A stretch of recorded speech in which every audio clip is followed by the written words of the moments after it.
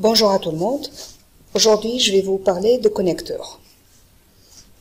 Les connecteurs qu'on peut employer entre les phrases et d'autres connecteurs dans un deuxième lieu, dans une deuxième partie, les connecteurs qui se trouvent dans un paragraphe. Tous deux, on les utilise en principe au bac.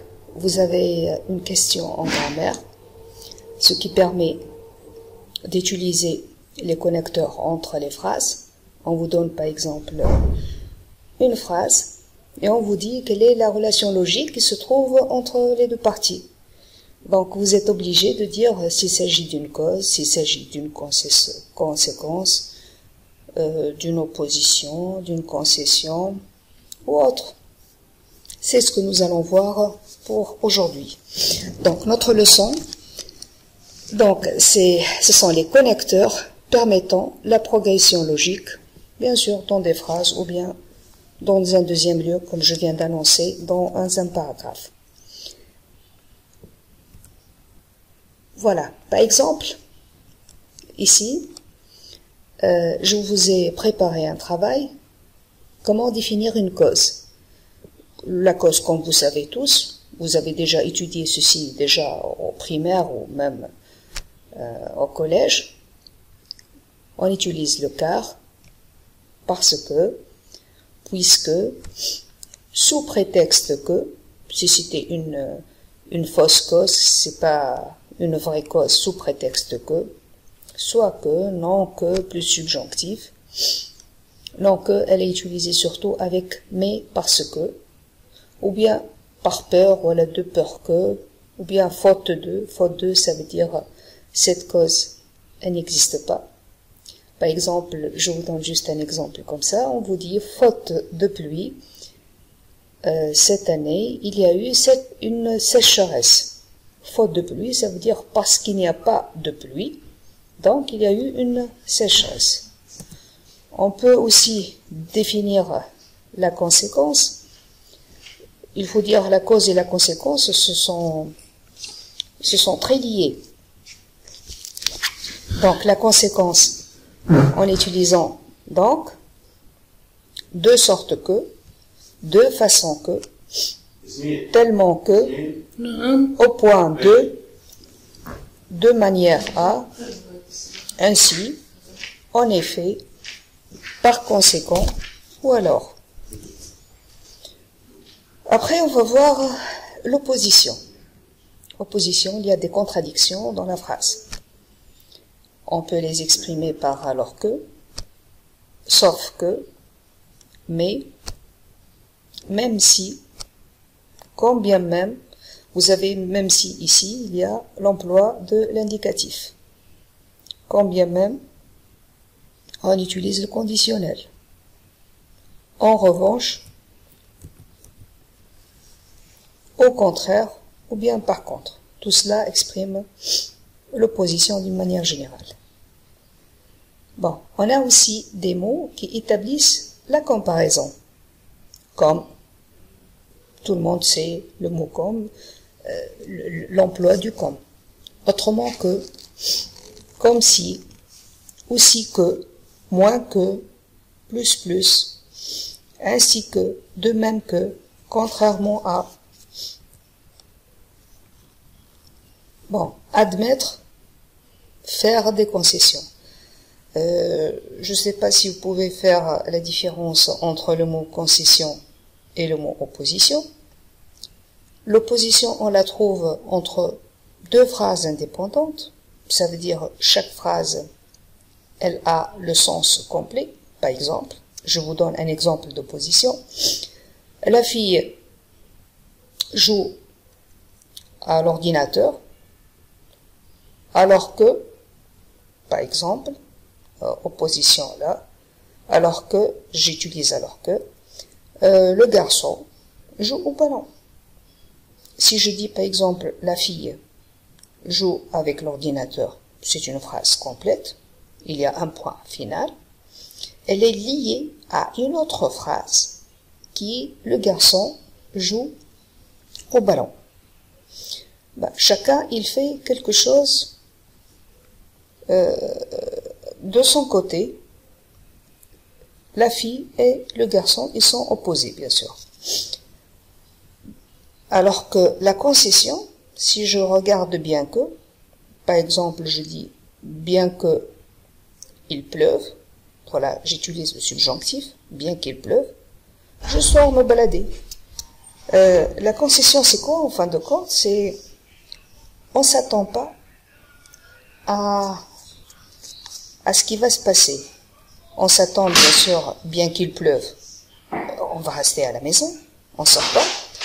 Mais là, on vous dit, bien qu'il pleuve, je sors me balader. Donc il y a une réponse inattendue. Et lorsque vous dites bien qu'il pleuve, automatiquement, la phrase n'est pas terminée. On a besoin d'une deuxième partie pour compléter la phrase. Bon, je vous propose maintenant un petit exercice. Je ne vais pas vous donner tout de suite la réponse. On va lire l'exercice, la question tout d'abord. Ensuite, on va voir de quoi il s'agit. Donc, mets les mots de liaison suivants dans les cases qui conviennent. Vous avez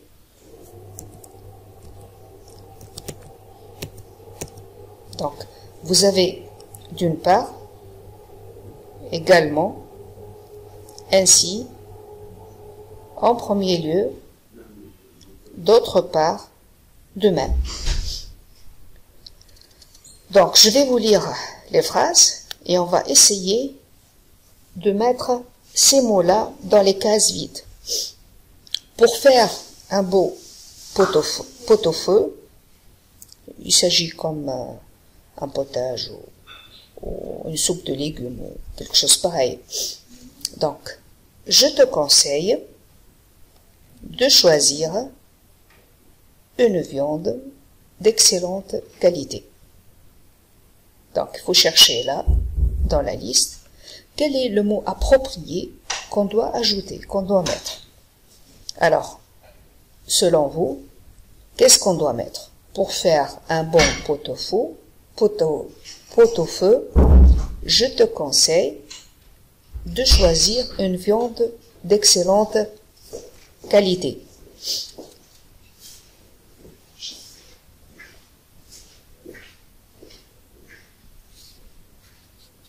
Donc,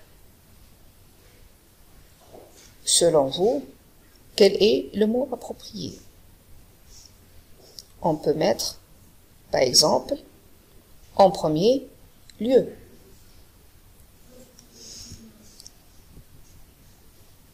Donc, la réponse sera en premier lieu. On va lire maintenant avec en premier lieu pour voir. Pour faire un bon pot-au-feu, je te conseille en premier lieu de choisir une viande d'excellente qualité. Ensuite, nous avons un autre vide pour compléter la phrase. N'hésite pas à aller acheter tes légumes chez le petit primeur du coin. Alors,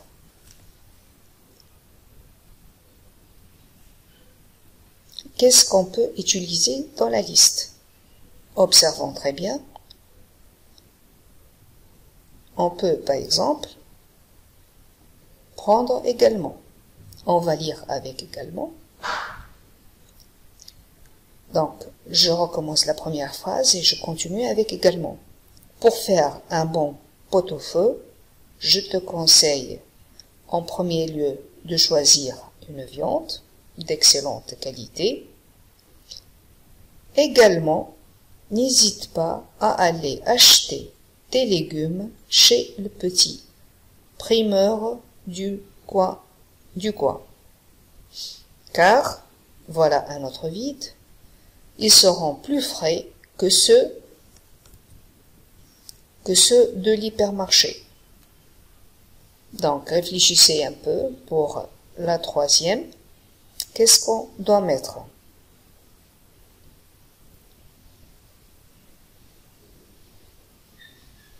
Je vous propose d'une part, donc, n'hésite pas à aller, je recommence la lecture, n'hésite pas à aller acheter tes légumes chez le petit primeur du coin, car d'une part, ils seront plus frais que ceux de l'hypermarché, puisqu'on a utilisé d'une part ici, automatiquement, on est obligé aussi d'utiliser le deuxième mot, d'autre part. Et d'autre part, ils seront plus goûteux. Alors, qu'est-ce qui nous reste encore dans la liste? On a enlevé en premier lieu, on a enlevé également, on a enlevé d'une part et d'autre part. Alors, le temps de cuisson, qu'est-ce qu'on doit mettre encore? Il nous reste encore de même et ainsi. Donc, je vous propose le temps de cuisson de même est la clé de la réussite. Laisse ta préparation mijoter devant 5 heures à feu doux. Ainsi, voilà, ainsi, donc, c'est un peu la conclusion là. Tes convives ne pourront pas te féliciter.